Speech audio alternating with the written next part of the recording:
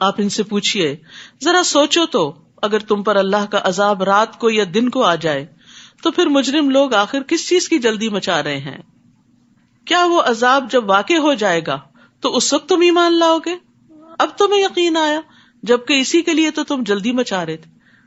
یعنی موت کے وقت انسان کے سامنے حقیقت کھل جاتی، یا کسی آفت کے ساتھ انسان گر جائے تو اس کو پتا چل جاتا ہے کہ قوت اللہ ہی کی ہے، سچائی وہی ہے جو قرآن و سنت میں ہمیں بتا دی گئی تھی. پھر ظالموں سے کہا جائے گا کہ ابدی عذاب کا مزہ چکھو، یہ تمہیں انہی کاموں کا بدلہ دیا جاتا ہے جو تم کرتے رہے. نیز وہ آپ سے پوچھتے ہیں آیا یہ واقعی سچ ہے؟ یعنی شک ہے انہیں قیامت کے آنے میں. آپ ان سے کہیے میرے رب کی قسم یہ بالکل سچ ہے اور تم اسے روک نہیں سکتے. جس کسی نے بھی ظلم کیا ہوگا اگر اس کے پاس روئے زمین کی دولت بھی ہو تو اس عذاب سے بچنے کے لیے دینے پہ آمادہ ہو جائے گا، اور جب وہ عذاب دیکھیں گے تو اپنی ندامت کو چھپائیں گے. ان کا فیصلہ پورے انصاف سے کیا جائے گا اور ان پر کچھ ظلم نہ ہوگا. سن لو جو کچھ آسمانوں اور زمین میں ہے سب اللہ ہی کا ہے. سن لو اللہ کا وعدہ سچا ہے مگر اکثر لوگ جانتے نہیں. هو یحیی و یمیت والیہ ترجعون، وہی زندہ کرتا ہے اور موت دیتا ہے اور اسی کی طرف تم لوٹ کر جاؤ گے. یا ایھا الناس، اے لوگو، قد جاءتکم موعظۃ من ربکم وشفاء لما فی الصدور وہدی ورحمۃ للمؤمنین. لوگو تمہارے پاس تمہارے رب کی طرف سے نصیحت آ چکی ہے، یعنی یہ قرآن پہنچ چکا ہے. یہ دلوں کے امراض کی شفا ہے، دلوں کی بے چینیوں کا علاج ہے. اللہ کا وعدہ سچا ہے اور مومنوں کے لیے ہدایت اور رحمت ہے. قرآن سینے کی بیماریوں کی شفا، یعنی دلوں سے گھٹن اور تنگی اور وسوسے اور برے خیالات اور فاسد ارادے اور بری نیتیں جو شیطان انسان کے دل میں ڈالتا ہے ان سب کو نکال دیتا ہے اور انسان کو اندر سے صاف ستھرا کر دیتا ہے. اسی طرح قرآن مجید عام بیماریوں کے لیے بھی شفا ہے، خاص طور پر سورۃ الفاتحہ. ابن قیم کہتے ہیں دلوں اور جسموں کی بیماریوں میں سے کوئی بیماری ایسی نہیں جس کا علاج اور اس کے سبب کی طرف رہنمائی کا ذریعہ قرآن میں موجود نہ ہو. تو اس نعمت اور اس رحمت اور ہدایت کے آنے پر ہمارا طرز عمل کیا ہونا چاہیے؟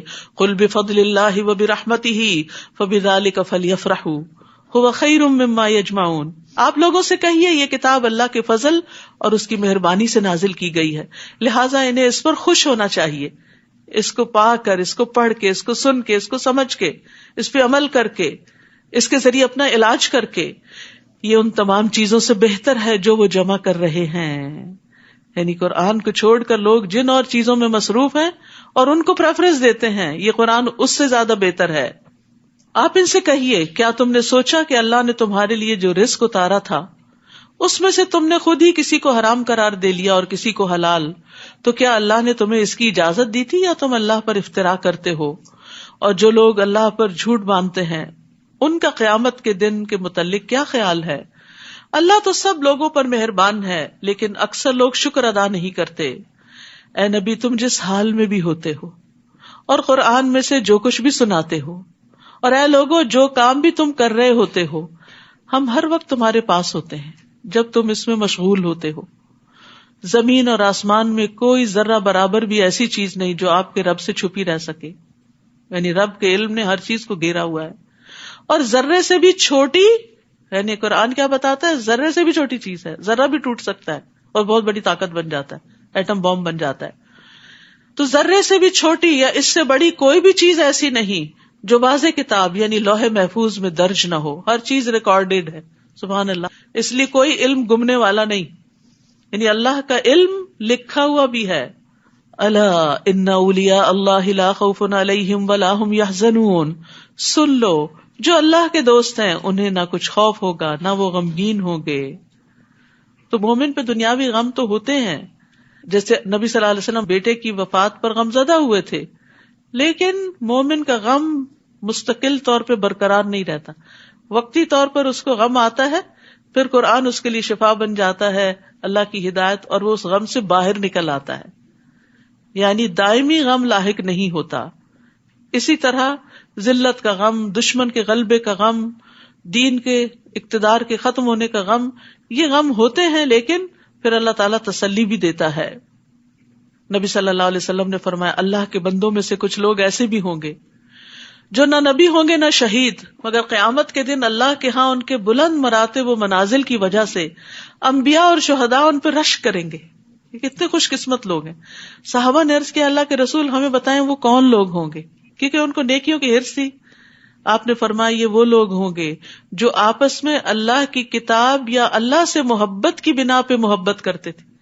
ان کی آپس کی محبت اللہ کی کتاب کی وجہ سے تھی، یعنی ان کے درمیان کامن چیز قرآن تھا، حالانکہ ان کا آپس میں نہ کوئی رشتہ تھا، نہ مالی لین دین تھا، کوئی بزنس ڈیلنگز نہیں تھی.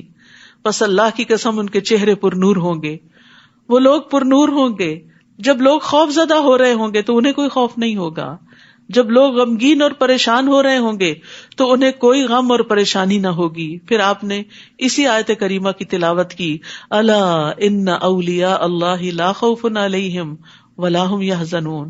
تو سوچئے قرآن کس طرح انسان کو ہدایت بخشتا ہے، روشنی بخشتا ہے، دنیا اور آخرت کے غموں سے چھٹکارا عطا کرتا ہے. الذین آمنوا وکانوا یتقون، جو ایمان لائے اور اللہ کا تقوی اختیار کرتے ہیں.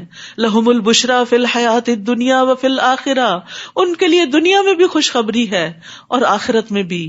اللہ کی باتوں میں کوئی تبدیلی نہیں ہوتی، یہ سچے وعدے ہیں. آزما کے تو دیکھیں، یہی بہت بڑی کامیابی ہے. ابو ذر کہتے ہیں میں نے نبی صلی اللہ علیہ وسلم سے عرض کیا، ایک آدمی خالص اللہ کے لیے کوئی کام کرتا ہے لیکن لوگ اس سے اس کے کام کی وجہ سے محبت کرنے لگتے ہیں. یعنی کوئی نیکی کا کام وہ کر رہا ہوتا ہے، لوگوں کے دلوں میں اس کی محبت آ جاتی ہے. آپ نے فرمایا یہ مومن کو جلد ملنے والی خوشخبری ہے. یعنی دنیا میں اس کو دکھا دیا جاتا ہے کہ تمہارے کام کی کیا قبولیت ہے. اے نبی کافروں کی باتوں پر آپ غمزدہ نہ ہوں.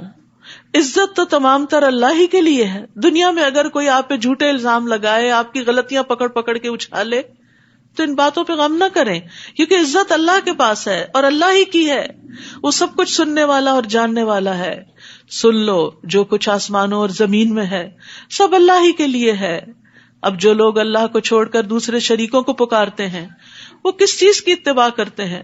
وہ تو محض ظن کے پیچھے لگے ہوئے ہیں. یعنی جن کا اللہ پہ بھروسہ نہیں، پھر وہ صرف خیالات کی دنیا میں ہیں، محض قیاس آرائیاں کر رہے ہیں. وہی تو ہے جس نے تمہارے لیے رات بنائی تاکہ تم اس میں آرام کرو اور دن کو روشن بنا دیا کہ اس میں کام کاج کر سکو. اس میں بھی ان لوگوں کے لیے نشانیاں ہیں جو حق بات سنتے ہیں. لوگوں نے کہہ دیا کہ اللہ نے کسی کو بیٹا بنا لیا ہے. وہ ایسی باتوں سے پاک ہے، اس کا کوئی بیٹا نہیں. وہ بے نیاز ہے. جو کچھ آسمانوں اور زمین میں ہے سب اسی کا ہے. تمہارے پاس اس کی کوئی دلیل نہیں. کیا تم اللہ کی نسبت وہ بات کہتے ہو جو تم جانتے نہیں؟ آپ ان سے کہیے کہ جو لوگ اللہ پر جھوٹ باندھتے ہیں وہ فلاح نہیں پا سکتے. تو اللہ کے بارے میں غلط بات مت کہیے، اپنے پاس سے باتیں بنا کے مت اللہ پہ چشمہ کیجیے. ان کے لیے جو فائدے ہیں دنیا میں ہی ہیں. یعنی من گھڑت دین پیش کر کے دنیا سے تو کچھ فائدے حاصل کر سکتے ہیں، پھر انہیں ہماری ہی طرف لوٹ کر آنا ہے. پھر ہم انہیں سخت عذاب کا مزہ چکھائیں گے کیونکہ وہ کفر کیا کرتے تھے. انہیں نوح علیہ السلام کا قصہ سنائیے جب انہوں نے اپنی قوم سے کہا، اے میری قوم، اگر تمہیں میرا کھڑا ہونا اور اللہ کی آیات سے نصیحت کرنا ناگوار گزرتا ہے تو میں نے اللہ پہ بھروسہ کر لیا ہے. تم یوں کرو کہ اپنے شریکوں کو ساتھ ملا کر ایک فیصلے پہ متفق ہو جاؤ جس کا کوئی پہلو تم سے پوشیدہ نہ رہے. یعنی آپس میں خوب مشورے کر لو، پھر جو کچھ میرے ساتھ کرنا ہو کر گزرو، بالکل مجھے مہلت نہ دو. کیونکہ ان کو یہ کانفیڈینس تھا کہ وہ جو کہہ رہے ہیں کر رہے ہیں وہ بالکل صحیح ہے، دشمنوں کی چالیں ان کو نقصان نہیں دیں گی. پھر اگر تم میری نصیحت سے اعراض کرتے ہو، منہ موڑتے ہو، تو میں تم سے کوئی مزدوری تو نہیں مانگتا، اجرت تو نہیں مانگتا جو بند ہو جائے گی، تم میرا نقصان کر دو گے. میرا اجر تو اللہ کے ذمہ ہے اور مجھے یہی حکم ہوا ہے کہ میں فرما بردار بن کر رہوں. مگر انہوں نے نوح کو جھٹلا دیا. ہم نے اسے جو اس کے ساتھ کشتی میں سوار تھے بچا لیا اور انہیں ان کا جانشین بنا دیا اور ان لوگوں کو غرق کر دیا جنہوں نے ہماری آیات کو جھٹلایا تھا. تو دیکھ لو کہ جو لوگ ڈرائے گئے تھے ان کا انجام کیا ہوا. پھر اس کے بعد ہم نے کئی رسولوں کو ان کی قوم کی طرف بھیجا جو واضح دلائل لے کر ان کے پاس آئے، مگر وہ لوگ ایسے نہ تھے کہ جس بات کو پہلے جھٹلا چکے تھے اس پر ایمان لے آتے. ایسے ہی ہم زیادتی کرنے والوں کے دلوں پہ مہر لگا دیتے ہیں. پھر اس کے بعد ہم نے اپنے معجزے دے کر موسیٰ اور ہارون کو فرعون اور اس کے درباریوں کی طرف بھیجا. وہ اکڑ گئے اور وہ تھے ہی مجرم لوگ. پھر جب ان کے پاس ہماری طرف سے حق آ گیا تو کہنے لگے یہ تو صریح جادو ہے. موسیٰ نے ان سے کہا جب تمہارے پاس حق آ گیا ہے تو تم اسے جادو کہنے لگے ہو؟ پہلے تو معجزے مانگتے تھے، اب معجزے آ گئے تو جادو بن گیا. کیا یہ جادو ہے؟ حالانکہ جادوگر کبھی کامیاب نہیں ہوتے. وَلَا يُفْلِحُ السَّاحِرُونَ. وہ کہنے لگے کیا تم ہمارے پاس اس لیے آئے ہو کہ ہمیں اس طریقے سے پھیر دو جس پر ہم نے اپنے باپ دادا کو پایا، اور ملک میں تم دونوں کی بڑائی قائم ہو جائے؟ ہم تو تمہاری بات ماننے والے نہیں. اور فرعون کہنے لگا کہ ماہر جادوگر میرے پاس حاضر کر دو. پھر جب سب جادوگر آ گئے تو انہیں موسیٰ نے کہا جو کچھ تم نے پھینکنا ہے پھینکو، پھینکو اپنی رسیاں، جادو کا کرتب دکھاؤ. جب وہ پھینک چکے تو موسیٰ نے کہا جو کچھ تم لائے ہو وہ جادو ہے، اللہ ابھی سے مٹا دے گا. اللہ فسادیوں کے کام کو سنوارا نہیں کرتا. یعنی اگر کسی پر بھی جادو کا شک و شبہ ہو تو یہ آیات پڑھنا بہت فائدہ دیتا ہے. ما جئتم بہ السحر ان اللہ سیبطلہ، ریپیٹڈلی ان اللہ سیبطلہ ان اللہ سیبطلہ ان اللہ لا یصلح عمل المفسدین ویحق اللہ الحق بکلماتہ ولو کرہ المجرمون. اور اللہ اپنے حکم سے سچ کو سچ ہی کر دکھائے گا اگرچہ یہ بات مجرموں کو ناگوار ہو. چنانچہ موسیٰ پر اس کی قوم کے چند نوجوانوں کے سوا کوئی بھی ایمان نہ لایا. نوجوان آگے بڑھ گئے کیونکہ ینگ بلڈ جو ہوتا ہے نا وہ ڈرتا کم ہے، رسک لے لیتا ہے، آگے بڑھتا ہے. بڑوں کے اندر طرح طرح کے خطرات، خدشات، خوف ہوتے ہیں کہ اگر ہم نے یہ کر لیا تو معلوم نہیں کیا ہو جائے گا. انہیں یہ خطرہ تھا کہ کہیں فرعون اور اس کے درباری انہیں کسی مصیبت میں نہ ڈال دیں. اور فرعون تو ملک میں بڑا غلبہ رکھتا تھا اور حد سے بڑھ جانے والوں میں سے تھا. یاد رکھیے کہ یہ جو رامسیس II تھا یہ 1303 BC میں پیدا ہوا تھا. فرعون ان کے بادشاہوں کا لقب تھا. تو جس کا مقابلہ موسیٰ علیہ السلام کے ساتھ تھا یہ بہت طاقتور بادشاہ تھا. اس نے بے شمار تعمیرات کی، شہر بسائے، نہریں نکلوائی اور بہت بڑے بڑے کام کیے تاکہ لوگ اسے بعد میں یاد رکھیں. اور اپنے آپ کو رب اعلیٰ کہتا تھا. اور اتنی اس کی ہیبت اور خوف تھا لوگوں پر، یعنی اس کی اپنی قوم پر بھی اور بنی اسرائیل پر بھی، کہ انہیں ڈر لگتا تھا کہ موسیٰ علیہ السلام کے پیچھے چلیں یا ان کی کوئی بات مانیں. تو اسی کی طرف یہاں اشارہ ہے. فرعون تو ملک میں بڑا غلبہ رکھتا تھا، یعنی قرآن بھی یہ بتاتا ہے. اور وہ حد سے بڑھ جانے والوں میں سے تھا، یعنی لوگوں کو سخت سزائیں دیتا تھا جو اس کی بات نہیں مانتے تھے. کتنی بڑی آزمائش تھی. ہمارے لیے لا الہ الا اللہ پڑھنے میں کوئی مشکل نہیں. تو ظاہر ہے اس وقت جس نے ایمان کا دعویٰ کیا پھر اس کا اجر اور مرتبہ بھی کتنا بڑا ہوگا. اور موسیٰ نے اپنی قوم سے کہا اگر تم اللہ پر ایمان لائے ہو اور واقعی اس کے فرما بردار ہو تو اسی پر بھروسہ کرو. یعنی سارے خوف اور مشکل سے نکلنے کا راستہ کیا؟ توکل. وہ کہنے لگے ہم نے اللہ ہی پر بھروسہ کیا. فقالوا علی اللہ توکلنا ربنا لا تجعلنا فتنة للقوم الظالمین. اے ہمارے رب ہمیں ان ظالموں کا تختہ مشق نہ بنا، یعنی ان ظالموں کے ہتھے نہ چڑھے ہم. تو یہاں توکل کو دعا پر مقدم کیا گیا ہے. ٹھیک ہے، یعنی دعا مانگنے والے پر حق ہے کہ وہ اپنی دعا کی بنیاد اللہ کے توکل پہ رکھے، اللہ پہ بھروسہ کر کے اس سے مانگے کہ وہ ضرور میرا مسئلہ حل کر دے گا. اس طرح دعا کی قبولیت کی زیادہ امید کی جا سکتی ہے. اور دعا مانگنے والا یہ خیال نہ کرے کہ توکل دعا مانگنے کے برخلاف ہے، کیونکہ دعا مانگنا مقصد کو پانے کے اسباب میں سے ہے. توکل بھروسہ ہے اور دعا سبب ہے. وَنَجِّنَا بِرَحْمَتِكَ مِنَ الْقَوْمِ الْكَافِرِينَ. اور اپنی رحمت سے ہمیں کافر لوگوں سے بچا لے. ہم نے موسیٰ اور اس کے بھائی کی طرف وحی کی کہ اپنی قوم کے لیے مصر میں گھر منتخب کرو اور ان گھروں کو قبلہ بنا کر نماز قائم کرو اور اہل ایمان کو خوشخبری دے دو. یہاں بہت بڑی نصیحت اور سبق ہے ان لوگوں کے لیے جو آپریشن میں رہتے ہیں، جن کو اوپریس کیا جاتا ہے، جن کے ہاں مذہبی آزادی نہیں ہوتی، مسجدوں میں نہیں جا سکتے، اکٹھے بیٹھ نہیں سکتے، کہیں دین کی بات نہیں کر سکتے. یہاں آپ بہت خوش قسمت ہیں کہ آپ کو اپنے دین پر چلنے کی پوری آزادی اور سپورٹ حاصل ہے. تو یہ اللہ کا بہت بڑا انعام ہے کہ انسان کو اپنے دین کے اوپر پریکٹس کی سہولت نصیب ہو. لیکن ہر جگہ ایسا نہیں ہوتا، یہ آزادی ہر جگہ نہیں ہوتی. کچھ جگہ پر اللہ کو ماننے والے بڑے پسے ہوئے بھی ہوتے ہیں.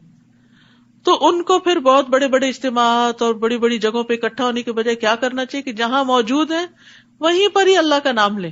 یعنی حالات تو ایک جیسے نہیں رہتے، کبھی آپ بڑا کام کر لیتے ہیں اور کبھی آپ نہیں کر سکتے، تو جہاں جیسے بھی حالات ہو اس کے مطابق اسٹریٹجی بنائیں. اور یہاں پر کیا کہا گیا کہ گھروں کو قبلہ بنا کر نماز قائم کریں، گھر کے اندر ہی مصلی بنا لو اور اہل ایمان کو خوشخبری دے دو. نہیں، عبادت تو نہیں چھوڑنی، جیسے ممکن ہو، جس طرح کا حال ہو ویسے ہی طریقہ اختیار کر لو.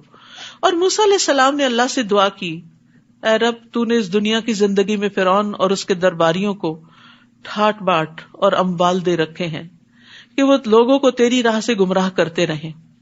یعنی وہ دنیاوی اسباب کے زیادہ ہونے کی وجہ سے لوگوں کو پریس کرتے ہیں. اے رب ان کے اموال کو غارت کر دے، ان کے دلوں کو ایسا سخت بنا دے کہ جب تک دردناک عذاب نہ دیکھ لیں ایمان نہ لائیں. قال قد اجیبت دعوتکما فاستقیما. اللہ تعالیٰ نے فرمایا تم دونوں کی دعا قبول ہو چکی، اب ایسا ہی ہوگا، تم دونوں ثابت قدم رہو اور ان لوگوں کی پیروی نہ کرو جو علم نہیں رکھتے. پیغمبروں کو بھی ثابت قدمی کی نصیحت کی جا رہی، اور یہ ہر اہل ایمان کے لیے بڑا ضروری ہوتا ہے کہ وہ جیسے بھی حالات ہوں اپنے ایمان کو پکڑ کے رکھے، آسانی ہو یا مشکل ایمان کی رسی نہ چھوڑے، ورنہ تباہی تباہی ہے. وجاوزنا ببنی اسرائیل البحر، اور ہم نے بنی اسرائیل کو جب سمندر سے پار گزار دیا، اب اللہ کا وعدہ آ گیا اور بنی اسرائیل کو نجات مل گئی، تو فرعون اور اس کے لشکروں نے از راہ ظلم اور سرکشی ان کا پیچھا کیا، حتیٰ کہ جب فرعون ڈوبنے لگا تو بولا میں اس بات پر ایمان لاتا ہوں کہ الہ صرف وہی ہے جس پر بنی اسرائیل ایمان لائے ہیں. عذاب دیکھ کے وہ بھی ایمان لے آیا اور میں اس کا فرما بردار ہوتا ہوں. لیکن یاد رکھیے کہ ایسے وقت میں ایمان فائدہ نہیں دیتا. انسان نیک اعمال کے لیے دیر نہ لگائے، ٹال مٹول نہ کرتا رہے، اچھا پھر کر لوں گا، بعد میں کر لوں گا، اس سال یہ مصروفیت ہے، اگلے میں یہ نہیں. اللہ کی طرف آنا چاہتا ہے تو بس ڈیسائیڈ کر لے، آ جائے. ابو ہریرہ کہتے ہیں کہ رسول اللہ صلی اللہ علیہ وسلم نے فرمایا 3 چیزوں کے ظاہر ہو جانے کے بعد کسی ایسے شخص کو اس کا ایمان لانا فائدہ نہ دے گا جو اس سے پہلے ایمان نہ لایا تھا یا اس نے اپنے ایمان کی حالت میں کوئی نیکی نہ کمائی تھی. تو وہ کون سے 3 مواقع ہیں؟ جب سورج مغرب سے نکلے گا، بڑی نشانی ظاہر ہو جائے گی قیامت کے آنے کی، جب دجال نکل آئے گا، اور جب زمین سے جانور نکلے گا جو باتیں کرے گا لوگوں سے، تو پھر ایمان لانا اور نیک کام کرنا فائدہ نہ دے گا. تو اس سے پہلے پہلے جو مواقع ہیں. اسی طرح ایک اور روایت میں آتا ہے کہ جب جان حلق تک آ جاتی ہے تو پھر ایمان لانا فائدہ نہیں دیتا. اس وقت کہنا اس کو صدقہ دے دو، فلاں کو یہ دے دو وہ تو اب دوسروں کا ہی مال ہو گیا، وہ صدقہ بھی اس وقت فائدہ نہیں دیتا. تو اس لیے صحت کی حالت میں، زندگی کی حالت میں، جوانی میں، طاقتور ہیں جب، تب اللہ کی عبادت کی طرف راغب ہوں. 7 لوگ عرش کے سائے تلے ہوں گے، اس میں سے ایک وہ جوان جس کی جوانی اللہ کی عبادت میں گزری. بڑھاپے کا انتظار نہ کریں کہ جب ریٹائر ہوں گے تو اچھے کام شروع کریں گے، والنٹیئر کریں گے. جوانی میں ہی وقت نکالیں، کچھ وقت دنیا کے لیے اور کچھ دین کے لیے. فرمایا اب تو ایمان لاتا ہے جبکہ اس سے پہلے نافرمانی کرتا رہا اور مفسد بنا رہا. آج تو ہم تیری لاش کو بچا لیں گے تاکہ تو بعد میں آنے والوں کے لیے نشان عبرت بنے، اگرچہ اکثر لوگ ہماری آیتوں سے غفلت برتتے ہیں. تو اس فرعون کی لاش جو ہے وہ اب مصر کے عجائب گھر میں ہے، لوگ جا کر اس کو دیکھتے ہیں، اور وہ فرانس بھی لائی گئی اور اس کو کئی توپوں کی سلامی دی گئی. تو یہ ایک نشانی ہے. اللہ نے قرآن میں کہا کہ ہم تیری لاش کو بچا لیں گے، اور آج وہ دنیا میں موجود ہے، قرآن کی سچائی کی دلیل ہے. لیکن بہت سے لوگ آیات سے غافل ہیں. ہم نے بنی اسرائیل کو رہنے کے لیے یقیناً عمدہ جگہ دی اور کھانے کو پاکیزہ چیزیں دیں. پھر انہوں نے باہم اس وقت اختلاف کیا جبکہ ان کے پاس علم آ چکا تھا. یقیناً آپ کا رب ان میں قیامت کے دن ان باتوں کا فیصلہ کر دے گا جن میں وہ اختلاف کیا کرتے تھے. پھر اگر آپ کو اس کتاب کے بارے میں کچھ شک ہو جو ہم نے آپ کی طرف نازل کی ہے تو ان لوگوں سے پوچھ لیجئے جو آپ سے پہلے کتاب یعنی تورات پڑھتے ہیں. یقیناً آپ کے پاس آپ کے رب کی طرف سے حق آ چکا ہے، لہٰذا آپ شک کرنے والوں میں سے نہ ہو. اصل میں آپ کو شک نہیں تھا، آپ کو کہہ کے سنایا دوسروں کو جا رہا ہے جو شک کرنے والے ہیں. اور نہ ہی ان لوگوں میں سے ہوں جنہوں نے اللہ کی آیات کو جھٹلا دیا، ورنہ نقصان اٹھاؤ گے. جن لوگوں پر آپ کے رب کا حکم یعنی عذاب ثابت ہو چکا وہ ایمان نہیں لائیں گے تقدیر کے مسئلے کو واضح کیا جا رہا ہے۔ یاد رکھیے تقدیر کا مسئلہ جب بھی سامنے آئے اور جب بھی یہ دل میں شک ہے کہ اچھا اگر اللہ نے مہر لگا دی ہے تو پھر تو نعوذ باللہ ان پہ ظلم ہے اور ان بندوں کا قصور نہیں ہے، تو ایک سوال اپنے سے بھی اور سوال کرنے والے سے بھی پوچھا کیجیے، کیا اللہ ظالم ہے یا عادل ہے؟ اللہ ظالم ہے یا مہربان ہے؟ کیا ہے؟ مہربان ہے، اس نے اپنے اوپر رحمت لکھ رکھی ہے۔ کیا اللہ حکیم اور علیم ہے یا لا علم ہے اور اس کے فیصلے بے ڈنگے ہیں؟ کیا جو عادل ہو، جو رحمان اور رحیم ہو، جو علیم اور حکیم ہو، وہ کسی پہ ظلم کر سکتا ہے کہ اس کو ہدایت ہی نہ لانے دے؟ یہ موقع کب آتا ہے کہ عذاب ثابت ہو جاتا ہے؟ جب سارے مواقع دے دیے جاتے ہیں کسی کو اور اس کے بعد بھی وہ نہیں مانتا۔ اب لوگ کہتے ہیں اللہ کو پہلے سے ہی اگر پتا تھا تو اس کا مطلب یہ کہ نعوذ باللہ اللہ نے ان پہ جبر کیا؟ نہیں، اللہ کا علم چونکہ کامل ہے، اس کو ماضی، حال، مستقبل سب کا پتا ہے، اسی بنا پر وہ علیم و حکیم ہے۔ اگر اس کو پتا ہی نہ ہو کہ آئندہ کیا آنے والا تو وہ دنیا کو نظام کیسے چلا سکتا ہے؟ تو اس کا یہ علم ہونا کہ کون جنت میں جائے گا کون جہنم میں جائے گا، یہ ثابت نہیں کرتا کہ اس نے کچھ لوگوں پہ ظلم کر کے ان کو جہنم میں ہی پھینکنا ہے۔ اس نے سب کو آزادی دی، اختیار دیا، ہدایت کا راستہ بتایا، اب پھر لوگوں پہ چھوڑا اور ان کو عمل کی راہ دی ہے۔ کہ ابھی بات نہیں پڑھی تھی ہم نے، ان کا رب ان کے ایمان کی وجہ سے ان کو ہدایت دے گا۔ جو ایمان ہی نہ لائے، جو دلائل دیکھتے ہوئے بھی اپنی خواہشات کی بنا پر انکار کر دے، تو پھر اللہ تعالیٰ زبردستی بھی نہیں کرتا۔ تو جو لوگ تکبر کرتے ہیں، حق کو دیکھتے ہوئے قبول نہیں کرتے، اب دیکھیے نا، جب شامت آئی تو فرعون نے حق قبول کر لیا، تو پہلے کہاں تھے؟ جب اتنی نشانیاں، ید بیضا، عصا، سب کچھ دکھایا جا رہا تھا تو تم نہیں مانے تھے۔ تو اب اگر کہا جائے کہ فرعون پہ ظلم ہوا، اللہ کو پہلے سے پتا تھا فرعون نے جہنم میں جانا اس لیے گیا؟ نہیں، اللہ کو پتا تھا کہ یہ بندہ اپنے تکبر کی وجہ سے مان کے نہیں دے گا۔ تو اینڈ آف دا ڈے بات ہم ہی پہ آتی ہے کہ ہماری چوائس کیا ہے۔ فرمایا خواہ ان کے پاس کوئی بھی معجزہ آ جائے وہ نہیں مانیں گے حتیٰ کہ وہ دردناک عذاب نہ دیکھ لیں۔ پھر کیا یونس علیہ السلام کی قوم کے سوا کوئی ایسی مثال ہے کہ کوئی قوم عذاب دیکھ کر ایمان لائے تو اس کا ایمان اسے فائدہ دے؟ فرعون عذاب کو دیکھ کر ایمان لایا، فائدہ نہ ہوا، لیکن قوم یونس کو ہو گیا، سچے دل سے گڑ گڑائے، کیونکہ ان کے پیغمبر ان کو چھوڑ کے چلے گئے تھے، ابھی ان کے عذاب کا وقت نہیں آیا تھا، اس سے پہلے انہوں نے فائدہ اٹھا لیا۔ جب وہ ایمان لے آئے تو ہم نے دنیا کی زندگی میں ان سے رسوائی کا عذاب دور کر دیا اور ایک مدت تک انہیں سامان زیست سے فائدہ اٹھانے کا موقع دیا۔ اور اگر آپ کا رب چاہتا تو جتنے لوگ زمین میں موجود ہیں سب کے سب ایمان لے آتے، وہ زبردستی بھی مسلمان بنا سکتا ہے، پھر کیا آپ لوگوں کو مجبور کریں گے کہ وہ ایمان لائیں؟ آپ دیکھ رہے ہیں سورۃ یونس کا مزاج پوری عقائد پر بات ہوتی، اللہ پر ایمان، کتابوں پر ایمان، رسولوں پر ایمان، تقدیر پر ایمان، آخرت پر ایمان، تو یہ ایمان بڑھانے والی صورت ہے۔ پھر فرمایا کسی کے لیے یہ ممکن نہیں کہ وہ اللہ کے اذن کے بغیر ایمان لائے، اور اللہ تو ان لوگوں پر گندگی ڈالتا ہے جو عقل سے کام نہیں لیتے، یعنی عقل استعمال نہیں کرتے، ہدایت پاتے نہیں، تو پھر اللہ تعالیٰ بھی توفیق چھین لیتا ہے۔ آپ ان سے کہیے ذرا دیکھو تو آسمان اور زمین میں کچھ نشانیاں ہیں، مگر جو لوگ ایمان لانا ہی نہ چاہیں یہ نشانیاں اور تنبیہات ان کے کس کام آ سکتی ہیں؟ یعنی جو ہدایت چاہتا ہے اس کے لیے بڑے بڑے دلائل موجود ہیں۔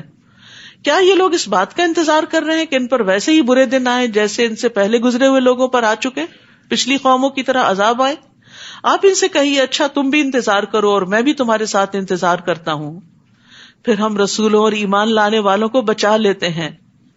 پچھلی ساری قوموں کا انجام یہی ہوا، یہی ہمارا طریقہ ہے کہ مومنوں کو بچا لینا ہمارے ذمہ ہوتا ہے، یہ اللہ کی خاص مدد ہوتی ہے۔ قل یا ایھا الناس، کہہ دیجئے اے لوگو، اگر میرے دین کے بارے میں تمہیں کوئی شک ہے تو میں ان کی عبادت نہ کروں گا جن کی تم اللہ کو چھوڑ کر عبادت کر رہے ہو، میں تو اسی اللہ کی عبادت کرتا ہوں جو تمہیں موت دیتا ہے، کہ تم موت کے وقت اپنے آپ کو بچا نہیں سکتے، عاجز ہو، اور مجھے یہی حکم ہوا ہے کہ میں ایمان لانے والوں میں سے ہو جاؤں۔ کس طرح عاجز کیا گیا؟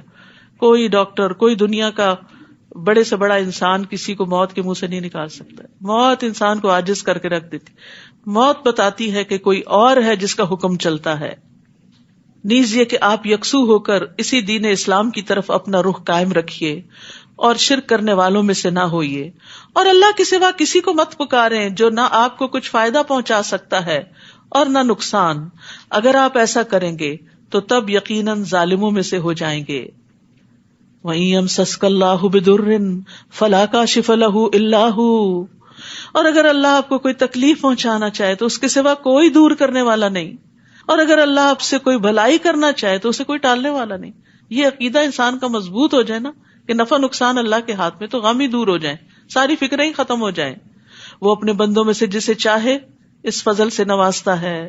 اللہ ہم پہ اپنا فضل کر دے، اور وہ بخشنے والا اور رحم کرنے والا ہے. اللہ ہمیں بخش دے اور ہم پہ رحم فرما. آپ کہہ دیجئے لوگوں تمہارے پاس تمہارے رب کی طرف سے حق آ چکا ہے، حق آ چکا ہے.